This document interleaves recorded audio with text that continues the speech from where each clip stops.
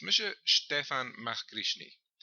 Hami daichit sa koig, bliana guis, agus hami a fudach an machar inis alapa.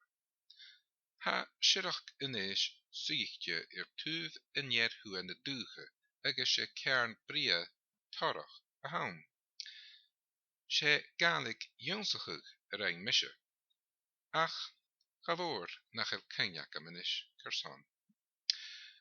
Raya churmi shache 3 bliana san jelanskianach, va mi na malenach an san bliana, agus a gopper an sul na galig san a gana 3 blianach.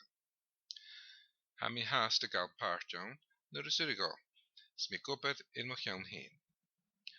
Kom lecht mer tuku ach geet geem galige hogel haast, gai sin sacher, agus heej akin Rookie echt maal mullen, maar gaan is het.